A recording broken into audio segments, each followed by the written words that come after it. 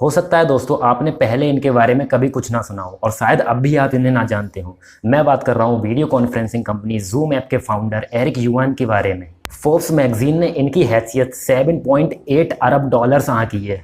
दोस्तों ये एक माइनिंग इंजीनियर के बेटे हैं और इनका जन्म चाइना के शेंडोंग ताइन में हुआ है। इन्होंने अपनी ग्रेजुएशन में इंजीनियरिंग करी है और फिर 4 साल जापान में जॉब भी करी है। ये बिल गेट्स से इंस्पायर्ड थे और अपना खुद का बिजनेस खड़ा करना चाहते थे।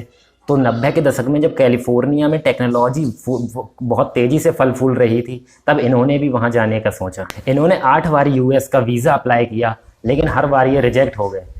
जब इन्होंने 9वीं बार अपना वीज़ा अप्लाई किया तो इस बार इन्हें सक्सेस मिली और फिर ये पहुँच गए सिलिकॉन वैली।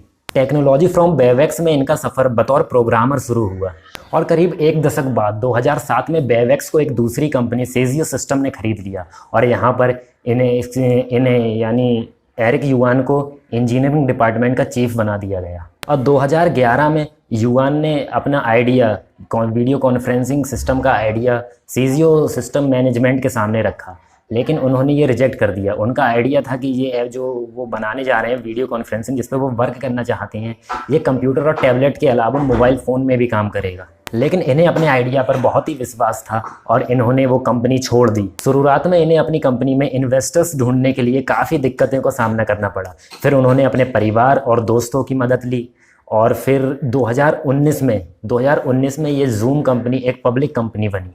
और पिछले साल अप्रैल में नेस्डैक में सूचीबद्ध होने तक जूम का कारोबार अच्छा खासा ठीक ठाक बढ़ रहा था। नेस्डैक में जूम की लिस्टिंग भी कामयाब रही थी और क्लाउड सॉफ्टवेयर कंपनियों में जूम सबसे बेहतर प्रदर्शन करने वाली कंपनियों में से एक थी। दिसंबर तक तो सब नॉर्मली चल रहा था। फिर दिसंबर के बाद जब दुनिया का सामना कोरोना वायरस महामारी से हुआ तो जितने भी वित्तीय बाजार हैं दुनिया में, सारी तेजी से गिरावट आने लगी। लेकिन तब जूम का कारोबार 14% की दर से आगे बढ़ा और ऐसा इसलिए हुआ क्योंकि लॉकडाउन में इस ऐप के ज़रिए से हम कोई भी कंपनी अपनी मीटिंग्स अटेंड कर सकती है।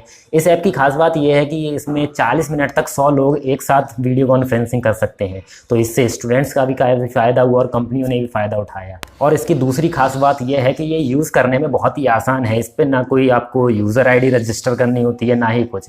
सिंपल आपको जाना है और उसको यूज़ कर सकते हैं। दिसंबर तक रोज़ाना जूम पर लगभग 1 करोड़ लोग यूज़र्स आते थे, लेकिन आगे बढ़ते मार्च तक ये संख्या बढ़कर 20 करोड़ हो गई और कंपनी के अपने आंकड़ों के मुताबिक अभी तक ये संख्या 30 करोड़ तक पहुंच चुकी है।